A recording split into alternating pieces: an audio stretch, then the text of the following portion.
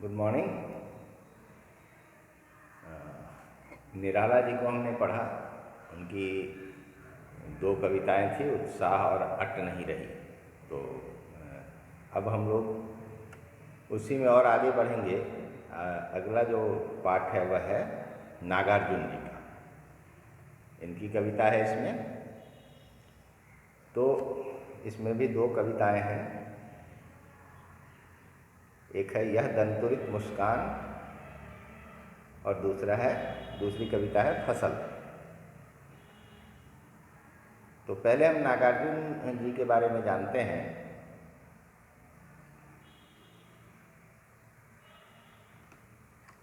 नागार्जुन एक बड़े ही फक्कड़ स्वभाव के कवि थे। जैसा कि मैंने निराला जी के बारे में पहले आपको बताया, तो निराला जी की विशेषता थी कि थोड़े अक्खड़ थे। अक्खड़ मतलब होता है थोड़े दबंग किस्म के थे स्वभाव से। वो बदमाशी वाला दबंग नहीं, लेकिन नहीं दबने वाला दबंग जो होता है। नागार्जुन जी सचमुच में एक फकीर जैसे थे। ये घुमंतु प्रवृत्ति के व्यक्ति थे। इनको घूमना अच्छा लगता था, तो ये घूमते ही रहते थे ज़्यादातर। और इनकी अपनी कोई संपत्ति वगैरह अर्जित करने की चाह नहीं थी।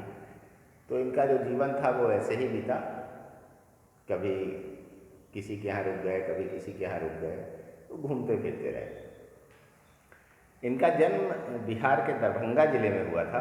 एक गांव है सतलखा, वहाँ 1911 ईस्वी में इनका जन्म हुआ। और मूल नाम जो इनका था, असल नाम जो था वह था वैद्यनाथ मिश्र।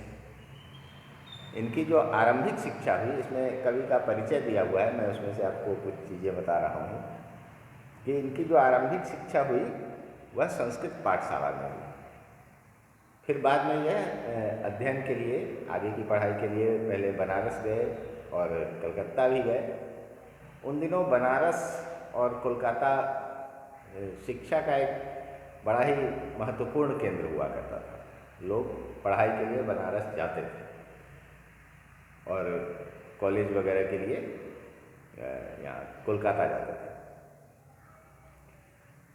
1936 में वे श्रीलंका गए और वहीं बौद्ध धर्म में दीक्षित हुए। इन्होंने बौद्ध धर्म अपना लिया 1936 में श्रीलंका जाकर। श्रीलंका में बौद्ध धर्म का काफ़ी प्रचार प्रसार है, तो वहाँ गए और वहीं बौद्ध धर्म में दीक्षित हो गए। 2 साल तक वहाँ रहे और फिर 1938 में अपने देश लौट आए। घुमक्कड़ी और अक्खड़ स्वभाव के धनी नागार्जुन ने अनेक बार संपूर्ण भारत की यात्रा की। घुमक्कड़ी के शौकीन थे ही, और अक्खड़ स्वभाव से यहाँ वही मतलब है कि किसी से वैसा कुछ बेवजह की विनम्रता नहीं दिखाते थे, किसी की चापलूसी नहीं कर सकते थे, तो थोड़े रूखे स्वभाव के थे।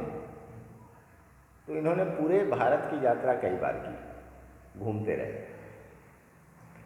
1998 में उनका देहांत हो गया। ये मेरा सौभाग्य है, या हमारी उम्र के जो लोग हैं उनका सौभाग्य है कि हमारे समय में नागार्जुन जी थे। मुझे याद है उनका देहांत हुआ था, समाचार वगैरह में आया था।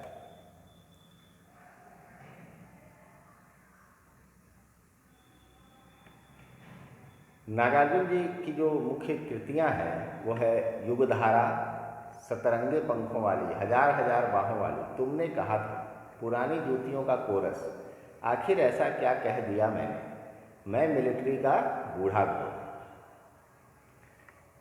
इनकी और भी काफ़ी सारी रचनाएं हैं। इन्होंने उपन्यास भी लिखा, कविताएं भी लिखी। उग्रतारा, बाबा बटेश्वर नाथ वगैरह किताबें हैं इनकी, कुछ मेरे पास हैं भी। तो इन्होंने कविता के साथ साथ उपन्यास और अन्य गद्य विधाओं में भी लेखन किया। इनका जो संपूर्ण कृतित्व है, जो रचनाएं हैं इनकी, वह नागार्जुन रत्नावली के 7 खंडों में प्रकाशित है। साहित्य में योगदान के कारण या योगदान के लिए उनको कई पुरस्कार भी मिले। मैथिली भाषा में कविता के लिए उनको साहित्य अकादमी भी मिला। साहित्य अकादमी पुरस्कार बड़ा पुरस्कार माना जाता है साहित्य के क्षेत्र में। राजनीतिक सक्रियता के कारण उन्हें अनेक बार जेल भी जाना पड़ा। हिंदी और मैथिली में समान रूप से लेखन करने वाले नागार्जुन ने बांग्ला और संस्कृत में भी कविताएं लिखी। मातृभाषा मैथिली में, उनकी मातृभाषा मैथिली थी क्योंकि दरभंगा के थे, तो उसमें वह यात्री के नाम से लिखते थे। कवियों का अपना एक उपनाम होता है, एक लेखन का नाम होता है जिसको पेन नेम भी कहते हैं। तो मैथिली में उनको यात्री जी के नाम से जाना जाता है। लोक जीवन से गहरा सरोकार रखने वाले नागार्जुन भ्रष्टाचार, राजनीतिक स्वार्थ और समाज की पतनशील परिस्थितियों के प्रति अपने साहित्य में विशेष सजग रहे। वे व्यंग्य में माहिर हैं, इसलिए उन्हें आधुनिक कबीर भी कहा जाता है। इनकी जो रचनाएं थी वह जो तत्कालीन राजनीतिक स्थितियां थी उस पर भी उन्होंने खूब लिखा, बिना डरे लिखा, और कई बार इसके चलते उनको कष्ट भी उठाना पड़ा, जेल वगैरह भी जाना पड़ा। इमरजेंसी के समय में उन्होंने कविता लिख दी इंदिरा गांधी के ऊपर व्यंग्य करते हुए। तो कई तरह की बातें इनके जीवन में होती रही। एक इनके जीवन से जुड़ी हुई घटना मैंने कहीं सुना, वो आपको बताता हूँ। अटल बिहारी वाजपेयी, जो हमारे स्वर्गीय अटल बिहारी वाजपेयी जो प्रधानमंत्री रहे, आप जानते होंगे कि वह एक अच्छे कवि भी थे वाजपेयी। तो एक बार उन्होंने कोई अपनी रचना लिखी थी, मुझे नाम याद नहीं है किनको दिया था उन्होंने, किसी को दिया प्रूफ रीडिंग के लिए। मतलब प्रूफ रीडिंग बोलते हैं जैसे कोई रचना लिखी जाती है तो प्रकाशन से पहले उसको कोई दूसरा आदमी पढ़ता है कि उसमें कोई गलतियां रह गई हो, कोई वर्तनी संबंधी गलती हो, स्पेलिंग वगैरह की, या कुछ छूट गया हो, बढ़ गया हो, तो वो एक दूसरा आदमी उसको पढ़ता है कि एक के नज़र से अगर छूट गया हो तो उसको ठीक कर लिया जाए। तो वही पढ़ रहे थे, तभी नागार्जुन जी वहीं बगल में कहीं रहते थे, तो घूमते हुए आ गए। तो नागार्जुन जी के स्वभाव के बारे में सभी जानते थे, तो उन्होंने देखा कि नागार्जुन जी आ रहे हैं, तो वाजपेयी जी की जो रचना थी उसको छुपा लिया कि अब देखेंगे, पता नहीं क्या बोलेंगे इस पर, क्या कमेंट उनका आएगा। लेकिन नागार्जुन जी ने देख लिया, तो वो पूछने लगे कि भाई बताओ क्या तुम छुपा रहे हो। तो उन्होंने जिद किया, थोड़ा डांट के कहा, तो दिखा दिया कि ऐसे ऐसे अटल जी की कविताएं हैं, इन्हीं को मैं ठीक ठाक कर रहा था। तो नागार्जुन जी ने उसको पढ़ा और कहा कि अच्छा है, बढ़िया लिखा है। यह बात जब उस व्यक्ति ने, मुझे नाम याद नहीं आ रहा है अभी उनका, जिनके साथ यह हुआ था, वो गए वाजपेयी जी के पास, तो उनको बताया कि ऐसे ऐसे बाबा नागार्जुन आए थे और उन्होंने देखा आपकी कविताएं, बोला कि अच्छा है। तो वाजपेयी जी आंख बंद करके सुन रहे थे, बात सुना उन्होंने और उठ के चले गए अंदर। फिर आए, बोला अच्छा क्या बोल रहे थे बाबा नागार्जुन। फिर से पूरी घटना उनको बताई। फिर वाजपेयी जी उठ के चले गए। फिर थोड़ी देर बाद आए, बैठे, फिर पूछा अच्छा फिर से बताओ क्या कहा उन्होंने। इस तरह से उन्होंने कई बार किया। कहने का अर्थ यह था कि नागार्जुन जी ने उनकी कविता की प्रशंसा कर दी। यह बात वाजपेयी जी के लिए इतनी बड़ी थी कि वह उसको आत्मसात कर रहे थे। उनको पहले विश्वास नहीं हुआ कि ऐसा नागार्जुन जी ने कहा, तो उसको वो बार बार सुनकर अपने आप को संतुष्ट कर रहे थे कि सचमुच में नागार्जुन जी ने ऐसा कहा। तो ये नागार्जुन जी का व्यक्तित्व था, उनकी जो छवि थी, उनका जो इमेज उनकी जो थी, कितना ऊंचा उनका व्यक्तित्व था और लोग कितना उनको सम्मान देते थे, कितने बड़े वह कवि थे। इस बात का पता हमें इस घटना से चलता है कि अटल बिहारी वाजपेयी जैसे विद्वान भी उनके प्रशंसा के भूखे थे, या उनकी प्रशंसा को इतना ज़्यादा महत्व दे रहे थे। तो नागार्जुन ऐसे थे। उनकी जो कविताएं होती थी उनमें एक खरापन था, एक सच्चाई होती थी। लोक सरोकार का मतलब हुआ कि जो जनता की समस्याएं थी उन पर वो लिख देते थे बिना डरे। तो इन चीज़ों के चलते उनको आधुनिक कबीर भी कहा जाता था। जैसे कबीर के दोहे आप पढ़ेंगे, साखियाँ पढ़ेंगे, तो उसमें एक अलग तरह का विद्रोह जैसा दिखेगा आपको। जो सामाजिक परंपराएं हैं जो चली आ रही थी उनके विरोध में कबीर ने लिखा। और जो लिखा वो आपको लगेगा कि एकदम प्रासंगिक लिखा, एकदम सही था, आज के समय में भी प्रासंगिक लगता है। उसी तरह से बाबा नागार्जुन ने भी जो लिखा उसमें कोई भय नहीं था, उसमें कोई संकोच नहीं किया कभी, चाहे सामने जो भी है उसके बारे में उन्होंने लिख दिया, उनके मन की जो बात होती थी। तो इसलिए उनको आधुनिक कबीर भी कहा जाता था।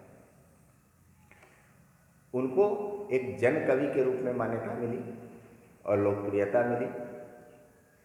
सामयिक बोध से गहराई से जुड़े नागार्जुन की आंदोलन धर्मी कविताओं को व्यापक लोकप्रियता मिली। आंदोलन धर्मी कविताएं का अर्थ हुआ कि उनकी जो कविताएं थी उनमें एक तरह का आंदोलन होता था, एक जन जागरण फैलाने के लिए वो लिखते थे कि लोग इस चीज़ को समझें और जानें कि ये गड़बड़ी हो रही है, उस पर वो कविताएं लिखते थे। मैं आपको कल इनकी और कुछ कविताएं सुनाऊंगा, अभी टूटा फूटा ही याद है मुझे, तो उसको मैं ठीक से देख के आपको फिर कल सुनाऊंगा वो कविताएं जिनसे ये बातें आपको पता चलेंगी।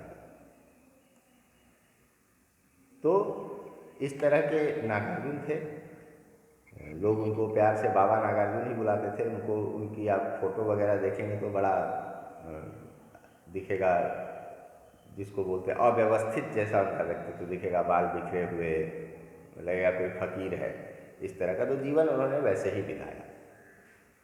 अभी हाल में कुछ विवाद भी उनके ऊपर कुछ लोगों ने करने की कोशिश की थी, उन पर कुछ आरोप वगैरह लगाए थे, जिसका भरपूर खंडन हुआ। जो नागार्जुन को जानने वाले लोग थे उन्होंने उसका बहुत ही कड़े स्वर में खंडन किया। तो जो अच्छे लोग होते हैं या जिनकी छवि ऊंची होती है उनके साथ कुछ विवाद लोग जोड़ देते हैं। तो इस चीज़ का लोगों ने कड़ाई से खंडन किया और उसको समाप्त किया गया। यहाँ जो कविता है, जो पहली कविता है वह है यह दंतुरित मुस्कान।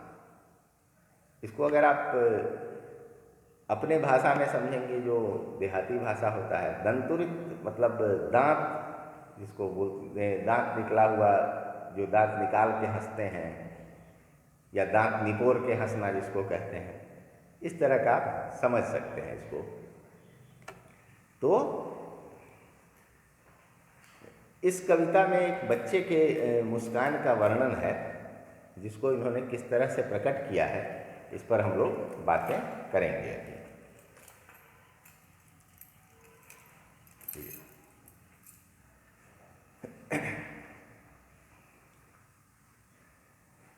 अब इस कविता के बारे में हम बात करते हैं थोड़ा सा, जो यहाँ परिचय भी दिया हुआ है आपकी किताब में। कविता में छोटे बच्चे की मनोहारी मुस्कान देखकर कवि के मन में जो भाव उमड़ते हैं उन्हें कविता के अनेक बिंबों के माध्यम से प्रकट किया गया है। एक छोटा बच्चा किसी को देखकर जो हंसता है, एकदम छोटा बच्चा, आप देखेंगे उसके नए नए जब उसके दांत आते हैं तो वो किसी अपरिचित को देखकर भी हंसता है, जब उसको भूख वगैरह नहीं लगी होती है तब। तो इस कविता में ये जो घटना होती है कवि के साथ कि बच्चा उनको देखता है और मुस्कुरा देता है, हंस देता है, तो इस पर जो कवि के मन में भाव उमड़ते हैं उस बच्चे की मुस्कान को देख, उसको उन्होंने अनेक बिंबों के माध्यम से अनेक तरह से व्यक्त किया है, अनेक तरह से उसको चित्रित किया है। कवि का मानना है कि इस सुंदरता में ही जीवन का संदेश है। इस सुंदरता की व्याप्ति ऐसी है कि कठोर से कठोर मन भी पिघल जाए। अब उस मुस्कान की जो सुंदरता है, उसमें जो निश्चलता है, वह बच्चा किसी को खुश करने के लिए नहीं हंसता है, वह एक निश्चल हंसी होती है जिसमें कोई छल कपट नहीं होता है, कोई ऐसी बात नहीं होती है कि आप खुश हो जाइए मेरे हंसने से, वह सीधा हंसता है। तो कवि कहते हैं कि यह जो सुंदर दृश्य होता है इसमें ही जीवन का संदेश है कि जीवन कैसा होना चाहिए। इसकी व्याप्ति ऐसी है, इसका असर ऐसा है, इसका प्रभाव ऐसा है इस सुंदरता का कि कठोर से कठोर मन भी पिघल जाए। कितना भी कठोर स्वभाव वाला आदमी हो, वह किसी बच्चे को हंसता हुआ देखकर कठोरता भूल जाता है और उसका मन पिघल जाता है। पिघलने का मतलब द्रवित हो जाना, यानी उसके अंदर भी स्नेह जाग जाता है, उसके अंदर भी एक प्रेम जगता है, उस बच्चे के प्रति और संसार के प्रति। इस दंतुरित मुस्कान की मोहकता तब और बढ़ जाती है जब उसके साथ नज़रों का बांकपन जुड़ जाता है। अब बच्चा जैसे जब हंसता है तो वो तिरछी आंखों से ऐसे देखता भी है, पता नहीं चश्मे में मेरी आंख आपको दिख रही है, ऐसे तिरछी आंखों से देखता है वो। आप गौर करेंगे, किसी छोटे बच्चे के पास जाएंगे, उसको थोड़ा सा कुछ उसके सामने हरकत कीजिएगा तो वो मुस्कुराएगा, वो किसी ध्यान में रहेगा, इस तरफ अपनी माँ को देखता रहेगा या कुछ, तो आपकी तरफ हल्का ऐसे तिरछी नज़र से देख के हंस देगा। तो इसकी मोहकता, उस मुस्कान की मोहकता तब और बढ़ जाती है जब बच्चा आपकी तरफ तिरछी नज़र से देखता है, तो उसकी और सुंदरता बढ़ जाती है, वो आपको मोहित कर लेता है, आपको आकर्षित कर लेता है, आप उससे बच नहीं सकते। बांकपन का मतलब वही हुआ, बांका मतलब टेढ़ा, तिरछी नज़र, बांकपन मतलब जो उसकी आंखें हैं वो बांकी हो जाती हैं, तिरछी होकर आपको देखती है। दूसरी जो कविता है उसके बारे में है, वह उसका नाम है फसल। फसल हम सब जानते हैं, फसल क्या है? फसल खेती में, खेत में जो चीज़ें उपजती है, जो हम लगाते हैं, वही फसल है।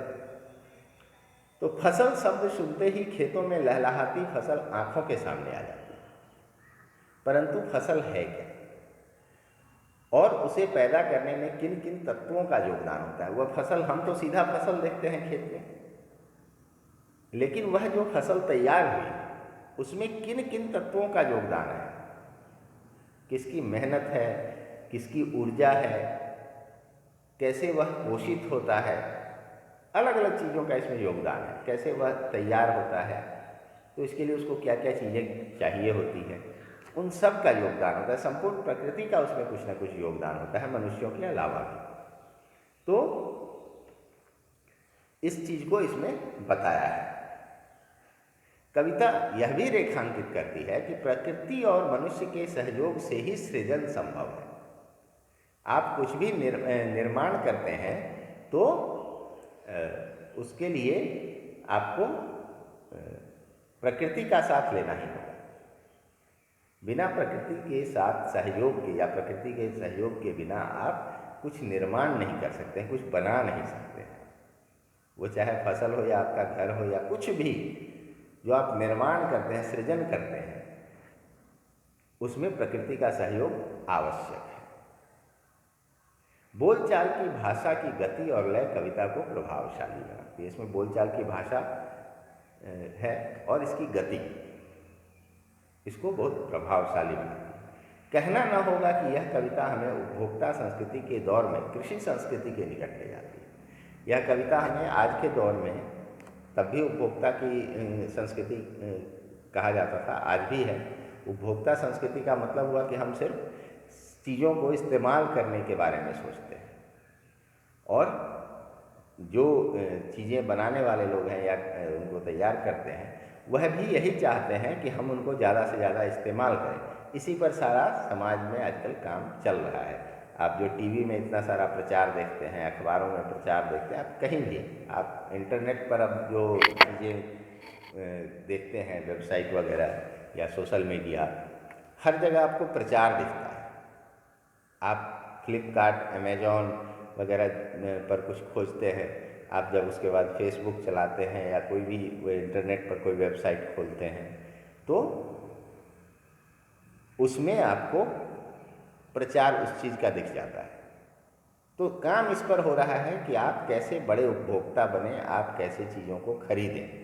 तो इस संस्कृति में यह कविता कृषि संस्कृति की याद दिलाती है, उसके नज़दीक ले जाती है कि कृषि, खेती किसानी की जो संस्कृति है, उसका जो कारोबार है, उसका जो उसकी जो क्रियाएं होती हैं वह कैसी होती हैं, उसमें क्या क्या लगता है, किनका योगदान होता है, इन सब के निकट हमें ले जाती है, इनके बारे में हमें जानकारी देती है और इनसे हमको जोड़ती हैं। तो इसलिए यह कविता बड़ी ही महत्वपूर्ण और अच्छी है। तो थोड़ा थोड़ा हमने दोनों कविताओं के बारे में जाना। नागार्जुन जी के बारे में और भी बहुत सारी बातें हम कह सकते हैं।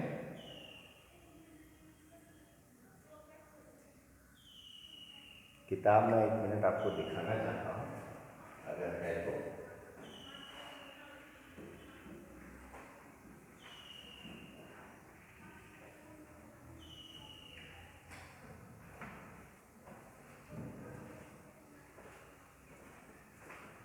पास जो किताबें, मैं शायद इसमें मैंने देखा था, हाँ, ये नागार्जुन जी की किताब है। आपको उल्टा दिखेगा लेकिन फिर भी आप पढ़ सकते हैं। इस किताब का नाम है उग्र तारा, ठीक है। और इसको नागार्जुन जी ने लिखा है। इसके पीछे उनकी तस्वीर है, तस्वीर तो आपको सीधी ही दिखेगी, ये उनकी तस्वीर है। तो यह किताब आपके लाइब्रेरी में है, मौका मिले तो इसको पढ़िएगा। और भी किताबें हो सकती हैं, मैं ढूंढ के इसको रखूँगा। फिलहाल हम लोग थोड़ा सा कविता की ओर चलते हैं।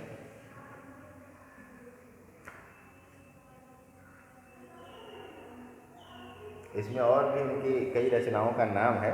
रतिनाथ की चाची, बाबा बटेश्वर नाथ, दुख मोचन, बलचनमा, वरुण के बेटे, नई पौध, ये उपन्यास है। युग धारा, सतरंगे पंखों वाली प्यासी पथराई आँखें, तालाब की मछलियाँ, चंदना, खिचड़ी विप्लव, खिचड़ी विप्लव देखा हमने, तुमने कहा था। ऐसी बहुत सारी उनकी रचनाएं हैं जिनका इसमें भी नाम दिया हुआ है। तो इसके सहारे आप उनकी और रचनाएं ढूंढकर पढ़ सकते हैं। फिलहाल हम लोग थोड़ा सा कविता देख लेते हैं, फिर कल इस पर और बात करेंगे हम लोग कि इसको पढ़ना कैसे है कविता को। तो पहली जो कविता है उसका नाम है यह दंतुरित मुस्कान। इसको एक बार पढ़ते हैं। तुम्हारी यह दंतुरित मुस्कान। अब कवि आते हैं और बच्चे से मिलते हैं, तब बच्चा उनको देखकर मुस्कुराता है और तिरछी नज़र से उनकी ओर देखता भी है, तब इनकी जो भावनाएं हैं वह कैसे सामने आती है। तो यह कह रहे हैं, तुम्हारी यह दंतुरित मुस्कान मृतक में भी डाल देगी जान, धूलि धूसर तुम्हारे ये गात, छोड़कर तालाब मेरी झोपड़ी में खिल रहे जलजात, परस पाकर तुम्हारा ही प्राण पिघल कर जल बन गया होगा कठिन पाषाण। तो जैसे शुरू में जो भूमिका थी उसमें कहा कि कठोर से कठोर स्वभाव वाला व्यक्ति भी इस सुंदरता को देखकर, इस दृश्य को देखकर पिघल जाएगा, अपनी कठोरता छोड़ जाएगा। तो यहाँ कठिन पाषाण से यही कहना चाहते हैं कि कठोर से कठोर पत्थर भी पिघल कर पानी हो जाएगा इस दृश्य को देखकर। छू गया तुमसे कि झरने लगे, छू गया तुमसे कि झरने लग पड़े शेफालिका के फूल, बांस था कि बबूल, तुम मुझे पाए नहीं पहचान, देखते ही रहोगे अनिमेष। अनिमेष का मतलब होता है बिना पलक झपकाए हुए। थक गए हो, आँख लूँ मैं फिर, तुम देखते देखते थक गए हो तो मैं आँख फेर लेता हूँ।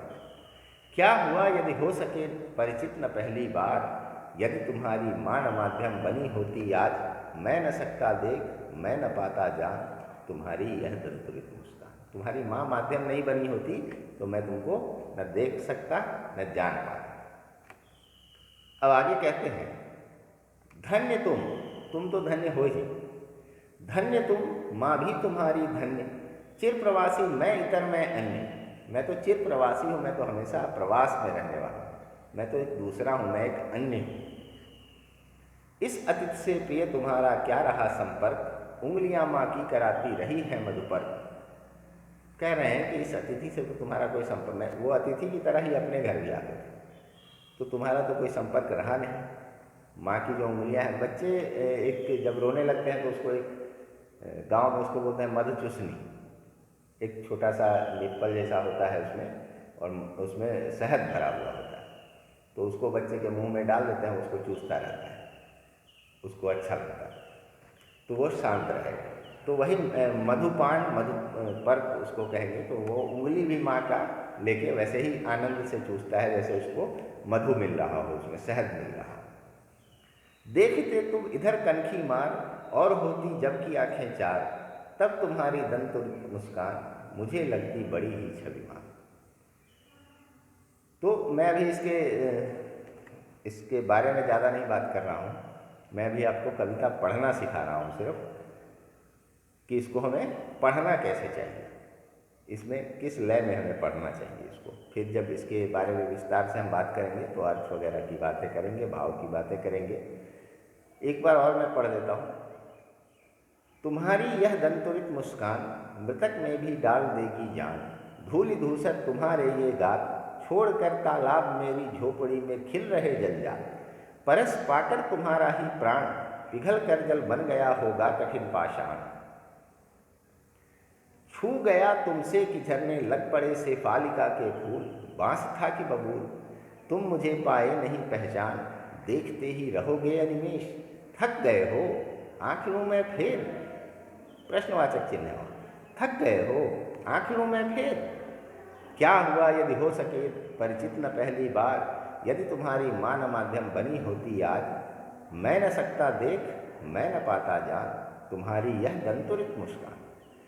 धन्य तुम माँ भी तुम्हारी धन्य। अब ये धन्यवाद भी दे रहे हैं इस सभी चीज़ों के लिए, इस सुंदर दृश्य के लिए। धन्य तुम माँ भी तुम्हारी धन्य, चिर प्रवासी मैं इतर मैं अन्य। इस अतिथि से प्रिय तुम्हारा क्या रहा संपर्क, उंगलियां माँ की कराती रही हैं मधुपर। देखते तुम इधर कनखी मार, और होती जबकि आंखें चार, तब तुम्हारी दंतुरित मुस्कान मुझे लगती बड़ी ही छविमान, मुझे लगती बड़ी ही छविमान। एक तो आप शब्दार्थ पहले याद करिएगा तो बहुत सारे शब्दों का मतलब समझ में आएगा आपको, मैं भी बताऊंगा लेकिन आप भी याद कर लीजिएगा। एक बार मैं दूसरी कविता भी पढ़ के सुनाता हूँ आपको। फसल। एक के नहीं दो के नहीं ढेर सारी नदियों के पानी का जादू। एक के नहीं दो के नहीं लाख लाख कोटि कोटि हाथों के स्पर्श की गरिमा। एक के नहीं दो के नहीं ढेर सारी नदियों के पानी का जादू। एक के नहीं दो के नहीं लाख लाख कोटि कोटि हाथों के स्पर्श की गरिमा। एक की नहीं दो की नहीं हजार हजार खेतों की मिट्टी का गुणधर्म। एक की नहीं दो की नहीं हजार हजार खेतों की मिट्टी का गुणधर्म। फसल क्या है, फसल क्या है, और तो कुछ नहीं है वह, नदी के पानी का जादू है वह। नदियों की पानी का जादू है वह, हाथों के स्पर्श की महिमा है। भूरी काली संदली मिट्टी का गुणधर्म है, रूपांतर है सूरज की किरणों का, सिमटा हुआ संकोच है हवा की थिरकन।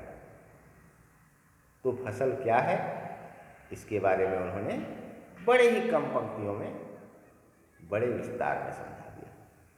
एक बात कही जाती है कि गागर में सागर भरा, यानी बहुत कम शब्दों में बहुत ज़्यादा कहना।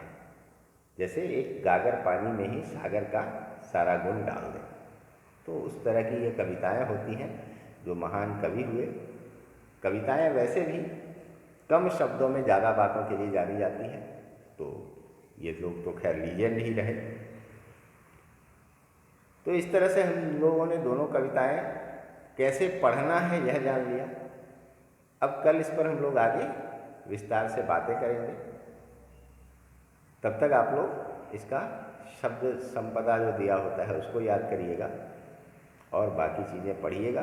कविता को भी पढ़ने का अभ्यास करिएगा। कहीं सुनाने का मौका मिले, कई बार होता है कहीं किसी मंच पर आपको कोई कविता सुनानी है तो आप नागार्जुन जी को सुना के देखिए, बहुत मज़ा आएगा आपको, लोग भी वाह वाह करेंगे। तो इनकी कविताएं ऐसी है कि आप कहीं भी सुना सकते हैं। चलिए आज के लिए इतना ही रखते हैं। धन्यवाद।